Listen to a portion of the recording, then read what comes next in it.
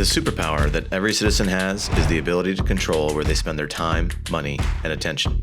By focusing these on supporting local businesses, you are having a profound impact on your friends, your family, and your local community.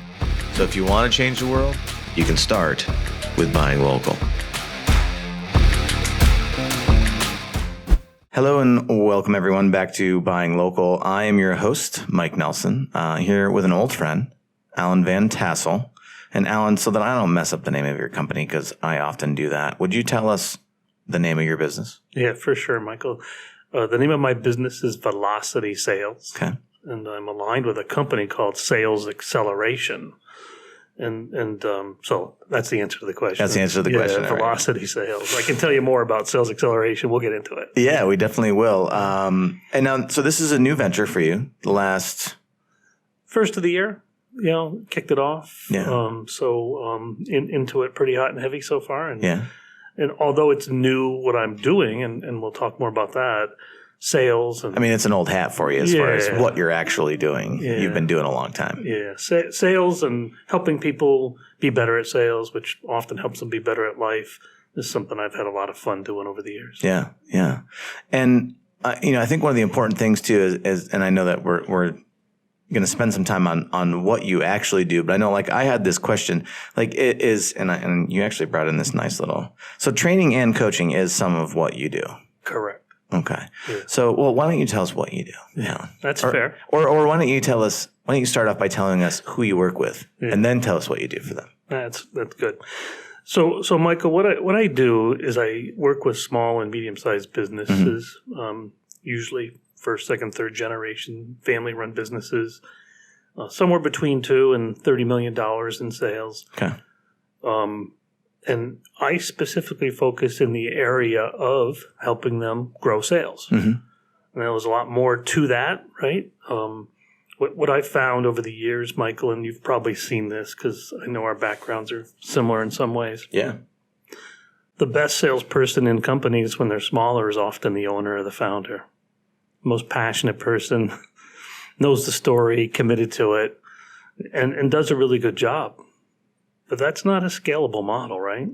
No, it's not, Alan. I'm dealing with that myself personally. Yeah. He or she got into running businesses like many people do, and these entrepreneurs. If everybody knew how hard it was, probably wouldn't be as many people getting into running their own business, because it is hard, right? Yeah. And it's lonely at the top. And specifically in the area of sales, what I've seen over the last 30 years is that's the space that they don't have a lot of knowledge in. And although they're good at it, because I said they're probably the most passionate person, they don't really understand how to build a model or a scalable engine that can have traction for a long period of time so that they can go back and focus on running their business. Most important, get their lives back. Yeah. Right? So things like sales infrastructure. You'd be surprised how many small businesses today still aren't even using a CRM, a client relationship management tool, let alone having good, clear job descriptions, good sales strategy, good sales processes. And that's okay. They've been successful, but they don't know how to put it together, right? Mm-hmm. And so that's the first thing I do to your question is I help businesses figure out where they're at. If they want to grow sales, there's kind of a fork in the road. Do they want to still run the sales team, or do they want somebody to run the sales team? Do they have sales structure, those things I mentioned, process, procedures, strategies? Do they have that in place? Once we understand where they're at, then we can figure out what path looks like the best path forward. If they don't want any part of running sales, many business owners get to that point in time and they kind of put their hands up in the air and they're like, "I'm just done with salespeople. I don't understand it. I don't understand how to do it myself that well, and I certainly don't know how to build a strong team." Those are the folks I love working with, because my motto would be to go in as an outsourced VP of Sales, or what might be called a fractional sales leader, and I'll run the sales team. I'll work side by side with the business owner or the entrepreneur to figure out how we're going to put the right processes and procedures in place. We're going to work on hiring the right people. We're going to help those folks understand how to go out and grow sales, whatever that business might be. Mm-hmm. And I'm not your typical consultant that just consults, Michael, my unique difference and that's nothing against other consultants, but I'm a bit uniquely different. It's not just a strategy, it's very tactical. So when I say run the sales teams, I'm talking about holding the one-on-ones, running the sales meetings, doing the ride-alongs, being side by side with those salespeople. I guess the thing that's a little different than just an outsourced sales leader, my model is designed to have an exit for me down the road, right? I don't want to be there forever. Yeah. I want to help them build a sustainable model that can continue to grow sales to meet their goals and then find my replacement. And so if I do my job well, I work myself out of a job. I say your job is to work yourself out of a job. Yeah. And I'll touch on that if I can real quick. It's not that I probably wouldn't love working for a long time with any one company in particular. I want to go help many. Yeah. Over my last 20 years working mostly with small businesses. Before that, I was in larger corporate America building sales teams for big companies like Verizon. I've just seen so many of these business owners struggle. So I get a huge satisfaction out of helping them, as I mentioned earlier, get their lives back. So if I can go do it for many, I'm going to enjoy more about what I do and get a lot of satisfaction out of it. It's funny too.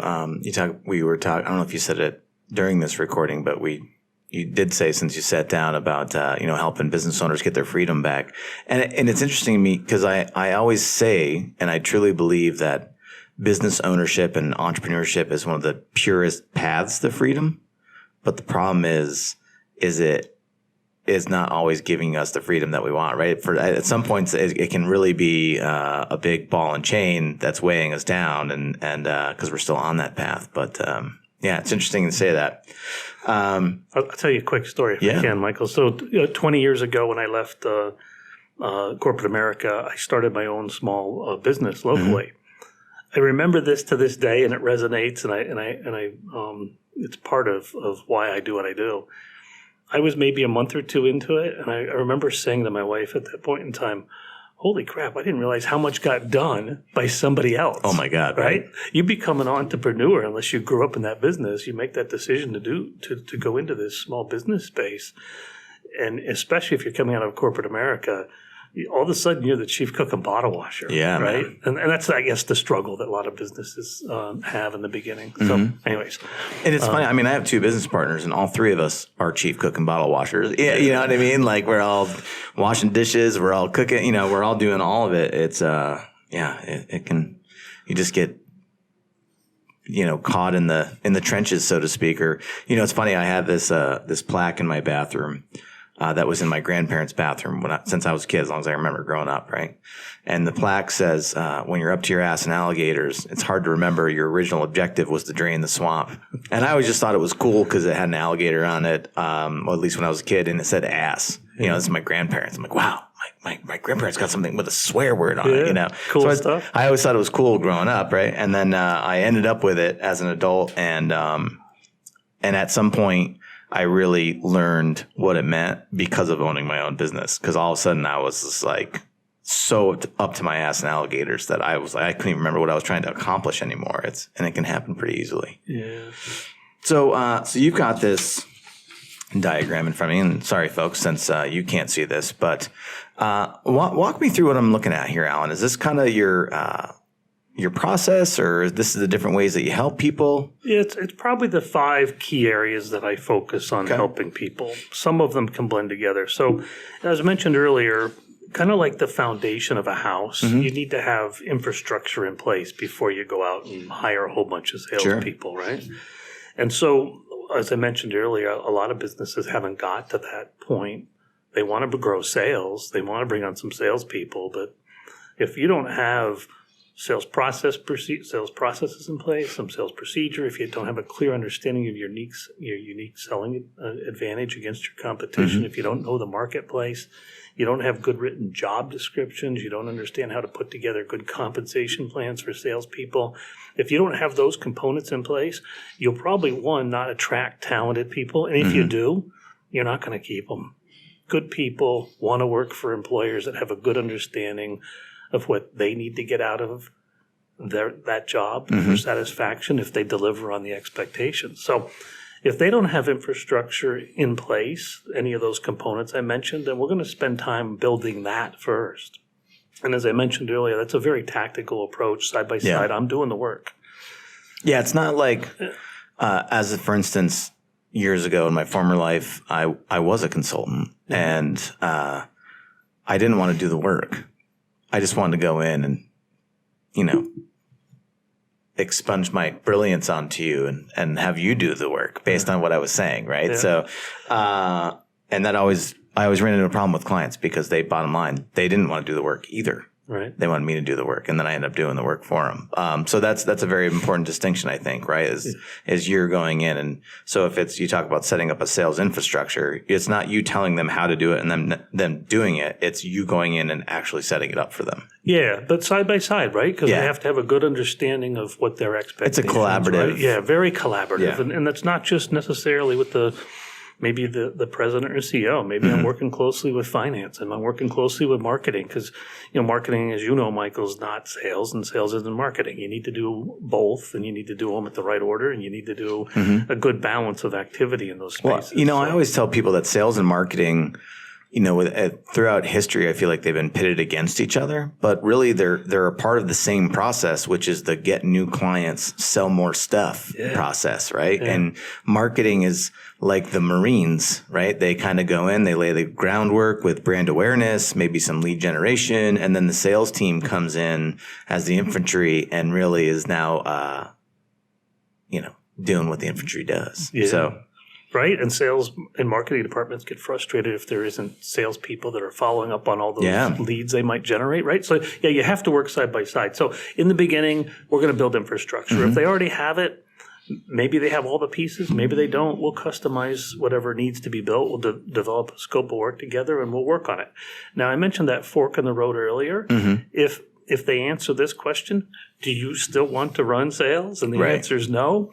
Now we'll talk about me being an outsourced VP of sales for some period of time. What comes along with that is we're still going to build out the infrastructure first. Gotcha. So those two components go together. If they've already got good process, good strategy, good procedures in place, maybe they just want somebody to start running sales to take them to the next level. So that's an outsourced VP of sales. We won't spend time working on infrastructure. Those are the two major areas that I focus on. Being part of Sales Acceleration, I mentioned I aligned with that company, big organization.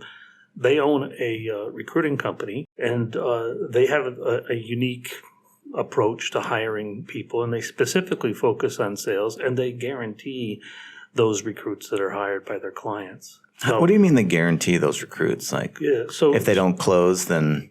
If those people don't succeed as salespeople based on an understanding of what succeed is up front, then they're going to work to replace that person at no additional cost. Oh, wow, that's nice.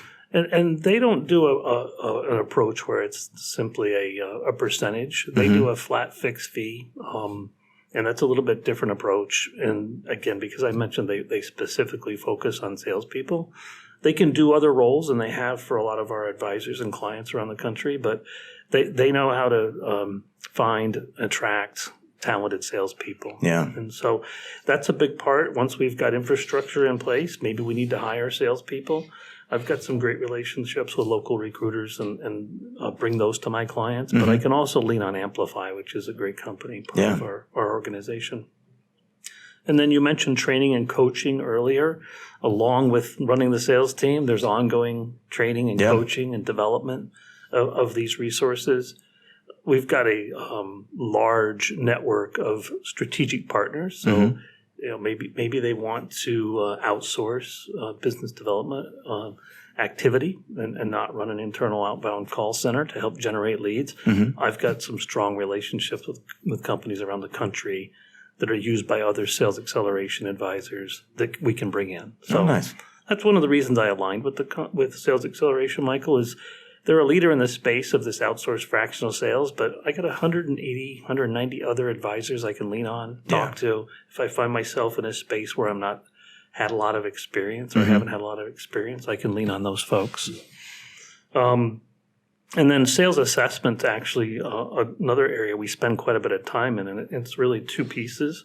Sales assessment, here's what happens often. A lot of these smaller businesses get to a point where they are thinking about selling, and they think their business has quite a bit of value, except the value is a lot less if there's not a sustainable sales model in place, right? Because if leadership leaves and leadership was the sales, the company doesn't have the same value that it might have. So we'll help businesses that are thinking about selling assess their current state of their sales structure, and help them figure out what they need to put in place to help establish better value moving forward. Oh, that's interesting. Yeah. So I heard assessments, and I was thinking like DISC assessments or COBE or things like that. But this is more about assessing the whole sales environment. Yeah. All that's those, cool. Yeah. All those things we talked about in the beginning, sales infrastructure, sales leadership, what do they – when the founder who's the most passionate person, when he or she moves on and they sold the business, smart people looking to buy that business are going to be aware of that, right? Yeah. So why don't you figure it out first before you go to market to try to sell your company? And we can put together a roadmap to help you have something that's a lot more sustainable in place at that point in time that you go to market to try to sell your company. So, and we're working with M&A folks around the country, and we have good relationships, and we've established pretty good knowledge in that space. Oh, very cool. I had a question. Oh, so I was actually, when you were talking, I was thinking about my last VP of sales job, which was a long time ago.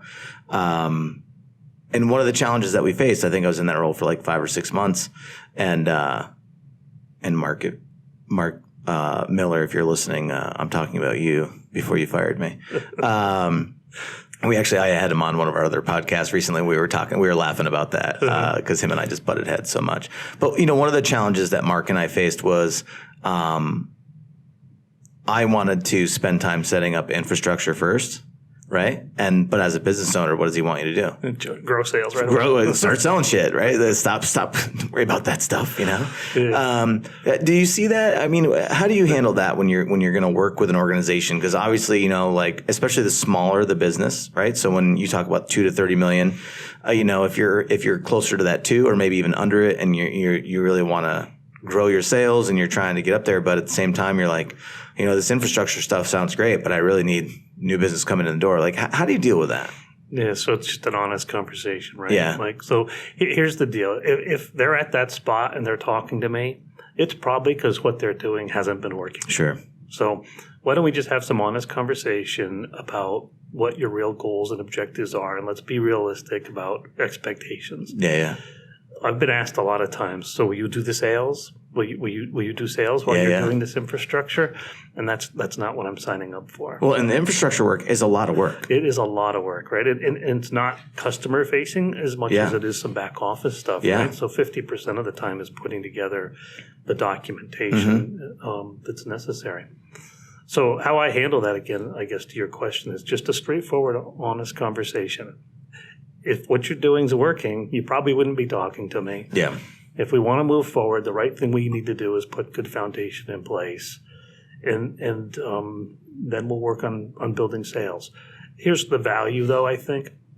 30 plus years of experience. I've been fortunate to learn a lot of stuff. Yeah. We can get, if there's some existing salespeople in place, we can have some pretty quick or immediate impact on sales right away. But it's not going to be where we're going to focus. Yeah. Right. So we just have to have an honest conversation around it. Okay. So what? Now, do you work with smaller business? Like, do you work with smaller company like us? Like, we're not hitting $2 million yet. What do you do with small companies like us? Yeah. So the way my model works, Michael, is it's based on time, right? And amount of time I can commit. So I'd be happy and anxious. One of my current clients is actually under $2 million, but fits the model we were just describing. Yeah. Just incredibly passionate about driving sales on his own, but hit the wall and can't grow the business, and knows that. And now he's become a bit disenchanted towards salespeople and doesn't even like salespeople. You've seen it, right? Oh man. So depends on the salespeople. I'd say there's some great ones out there, and there's some other ones that you just yikes. So to your question, though, I love working with the smaller businesses. Mm-hmm. Here's how simple it is. Do they have problems that I can fix?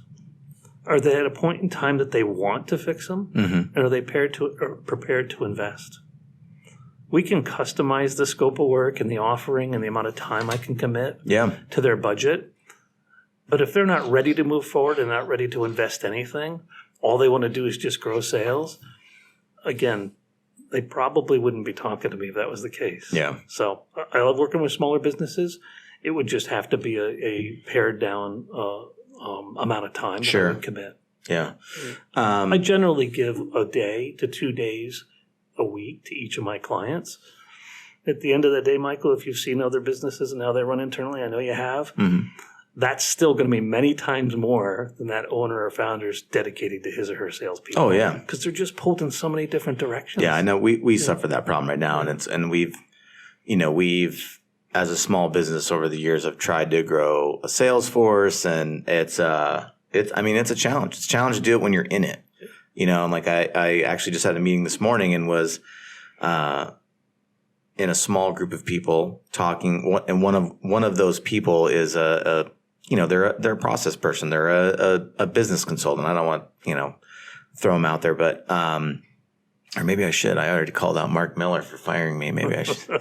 So, but the reason why I bring it up is that we were talking about just the fact that even having that outside objective viewpoint on what you're trying to accomplish, whether it's putting operations in place or if it's, building a sales team, like sometimes you just, you're up to your ass in alligators, and you're just like, oh my God, I can't figure this out. And if I could step away, I'd be able to figure it out, but I can't step away. Yeah. And I'm emotionally involved, right? Yeah. I mean, how many business owners you work with that are emotionally involved in their business, right? Every one of them, right?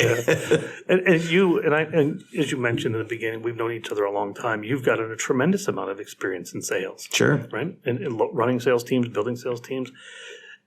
But running a business is a full-time job in itself, right? And so that's really the fork in the road that I look for. Business owners that are tired and frustrated and have lost that quality of life and they're not having the enjoyment that they were looking for when they got into running their own business. Yeah. So back to your question, I guess I think I answered it. I love working with the smaller people. They've got to meet those 3 criteria. Yeah. If not, then that's okay. Yeah. It's okay. Any advice for the DIY-ers? Life's full of lessons, right? So, Go learn some. Yeah, that's hilarious. I think that's a great first step for many. Yeah. Because here's the reality. Those that aren't in sales think sales is easy. Mm-hmm. And those that haven't done it themselves and haven't tried to put together sales teams just think it's easy. Mm-hmm. And it's not. No. It's a critical part of the business structure that needs to be in place if you want to scale. Mm-hmm. And many folks just don't have the knowledge or experience. That's okay. There are folks out there, myself and others like me, that have a tremendous amount of experience. And the model today of businesses outsourcing in this fractional space, outsource CFO for hire, outsource COO for hire, outsource CMO for chief marketing officer. It's a very common approach that's happening, and sales is another area that's starting to get a lot of traction. Yeah. It's funny that you say that too, that people don't realize how hard it is. We recently brought a personal friend on to do some sales. They'd never done sales before, right? So I was like, all right, well, why don't you give it a try, give it 90 days, see how you like it.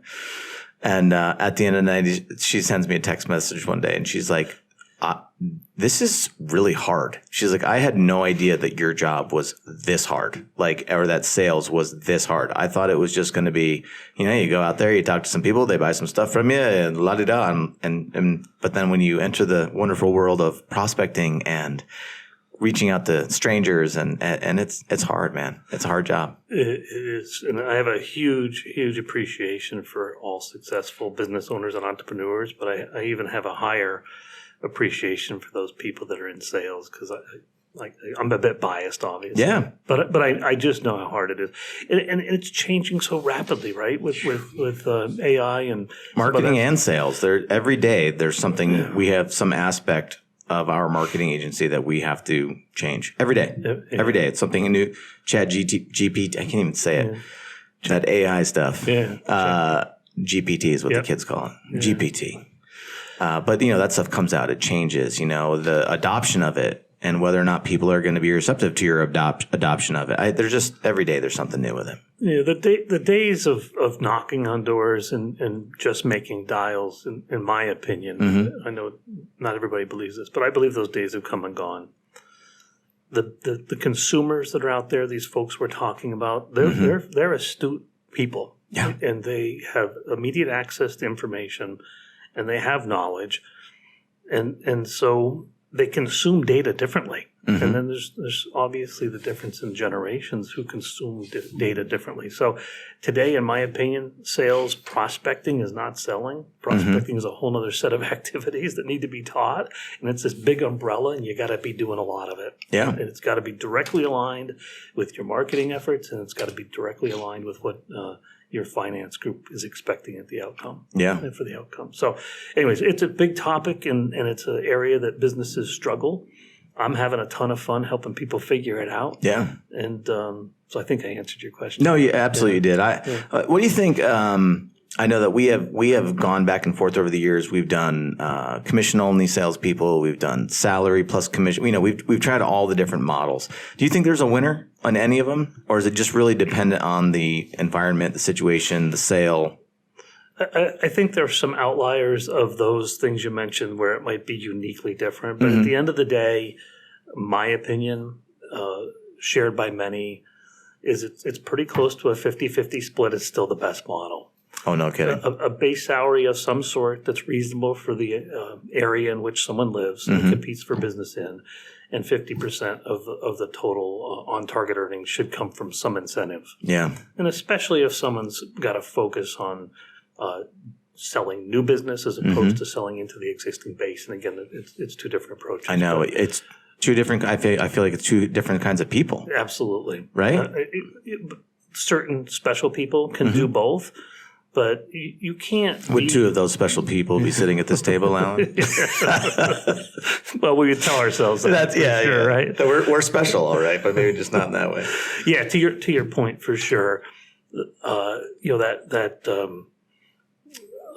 Person that's going to nurture the existing customer base is going to be a different personality, different skill sets, different beliefs than the person you expect to go out and hunt for new business, right? Hunters, farmers, hunters, zookeepers, whatever name you want to wrap around it.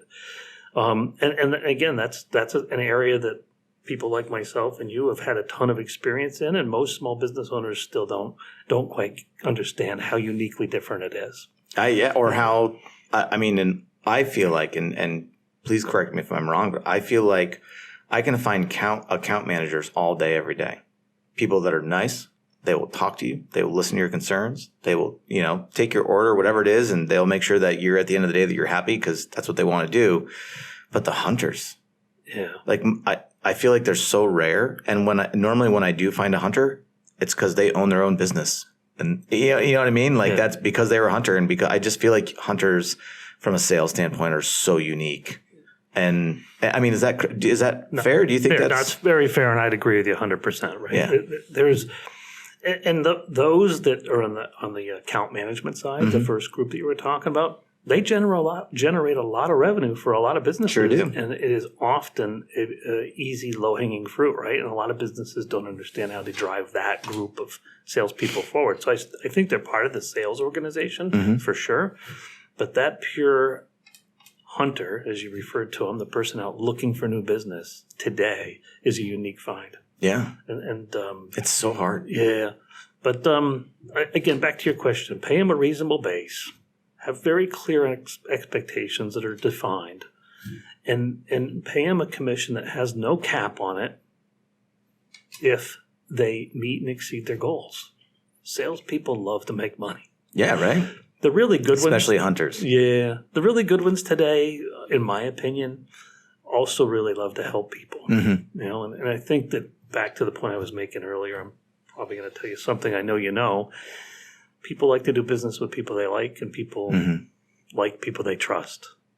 So go out and figure out how to have some good business conversations. Yeah. And we've referred to them as hunters. Those folks need to be really, really good at that. Because as I mentioned earlier, we have an astute consumer out there today. Yeah.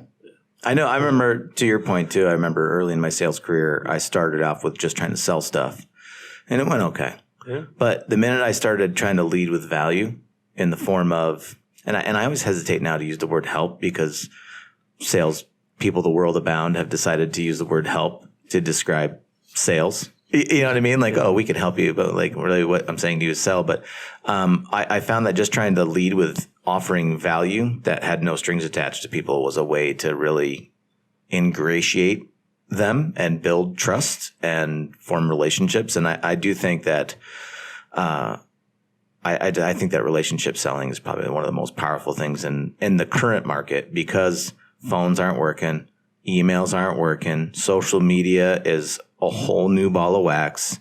And for those of you out there sending those sponsored LinkedIn messages to my inbox on LinkedIn, stop it. Stop it. My God. Just stop it. Yeah, I as I mentioned earlier, and you're touching on it, I think prospecting today is this huge umbrella that's got all these other activities, kind of like a balanced portfolio. And you need to be doing a lot of all of those things.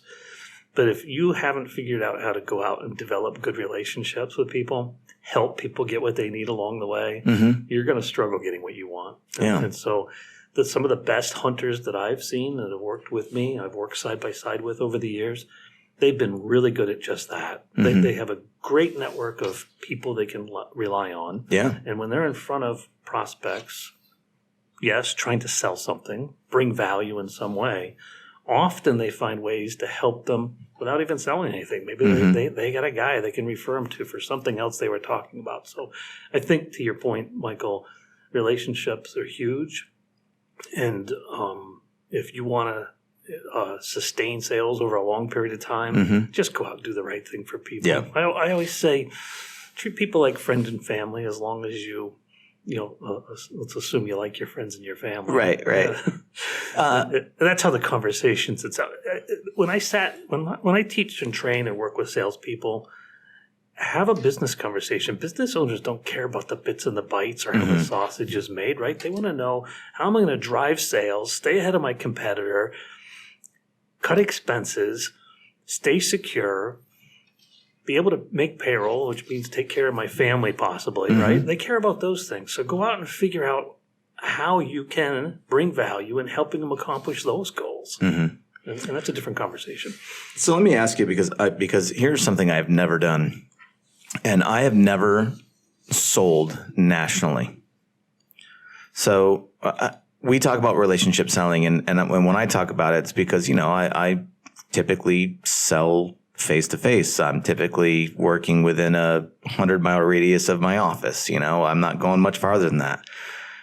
What does the environment look like for people that are selling across the country, and you can't leave Glens Falls, New York, but you're trying to sell to clients in Texas and California. I mean, what do you do? Yeah. So some of that's a bit of a mindset, right? Until you've done it and you've had success at it, you have this mindset that you can't do it, right? Yeah. And I won't get into the details, but sometime in my past career, I was working for a large company selling, multi-million-dollar deals to people I never met face to face, and this was before the very welcomed adoption of Zoom and Teams today, right? So this was just phone calls. Yeah. And I'll openly admit I hadn't done that before, and I had this belief that I couldn't do it. And so that was an eye-opener for me. And to your point, the COVID, we went into COVID and we came out of it as we knew we would. But business is being done differently. It's shaped many ways that people do things different. So with the adoption and the acceptance of, Zoom and Teams and virtual work and virtual remote workers, I'm seeing organizations have tremendous success selling nationwide without any challenges. It's a shift in the mindset, and it's not just the salesperson; it's the consumer too. No kidding. Yeah, I know several advisors that I have become friends with at Sales Acceleration that have told me that they don't have a single client in their backyard where they live. All their clients are spread around the country. Wow.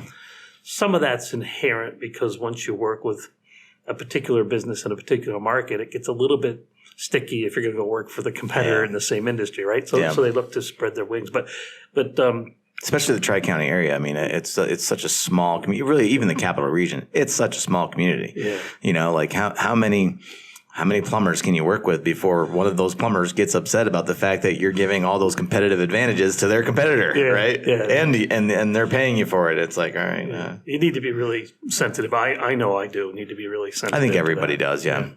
Even from a marketing standpoint, I know like occasionally we'll get competitors that are knocking on our door to one of our other clients. And it's like, you know, I hate to turn away business and I hate to just say like, no. But my usual response is, well, I'd love to work with you, but I have to talk to my current client to see how they feel about it. And if they are not okay with it, then we're not going to be okay with it. Like that's how I typically deal with the situation. I don't know if that's how your thought as well, but it's similar to the question you asked earlier. Just hit it head on. Have an honest conversation. Open. Yeah, absolutely. Be open. Be transparent. Because the first time that you're not and you get caught, you're going to damage your reputation. Yeah. And to your point, it's a small community. Small town. Yeah. So go out and just do the right thing for people and help them get what they need, and it'll come back to you. So I know we're running short on time here, so I don't want to keep you all morning. But one piece of advice you'd give to anybody listening about growing their sales team, other than hire you, obviously. Well, whether they hire me or hire someone else, they should think about engaging the services of somebody that have a tremendous amount of experience. Yeah. Right. This fractional space that I play in, where I'm working with business owners who already have a mindset of outsourcing. If you're struggling growing sales and you don't have enough time to put focus on it, you can hire somebody, but the truth be told, Michael, you probably don't know how to hire the right person as well as not manage them. So let's start with maybe considering outsourcing it and just give it a try and see the success you have. And then let someone like myself hire your next sales leader. We'll put the infrastructure in place. So I guess the short answer to your question, if it's not working, change. Yeah. If it's working, do something different. That's fine. Yeah, keep doing it, right? Yeah. All right. So, Alan, how can people find you, get a hold of you?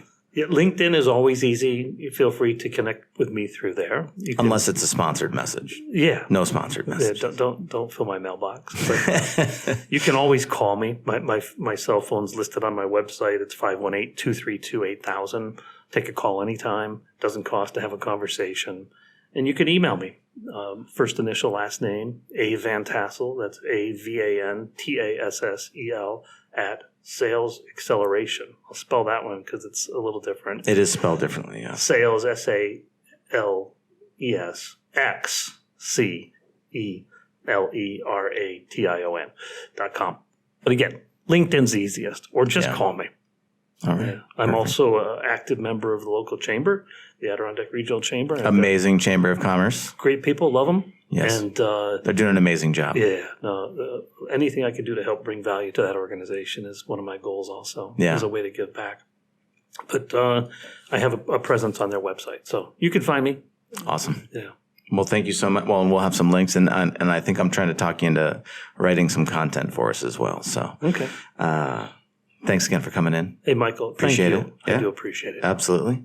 And so everyone check out Alan's website. Oh, what's your website, Alan? If you go to salesacceleration.com, you can just look me up by name. It'll take you right to it. Perfect. All right. Well, thanks everybody for listening. And don't forget to hit subscribe wherever you may be listening or viewing this. You can find us on Apple Podcasts, Spotify, Google Podcasts, YouTube, and Rumble. So please make sure you subscribe, like, send to a friend, all that fun stuff, and you'll hear from us next time. Thanks. The superpower that every citizen has is the ability to control where they spend their time, money, and attention.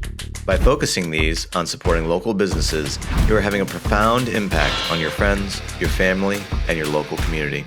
So if you want to change the world, you can start with buying local.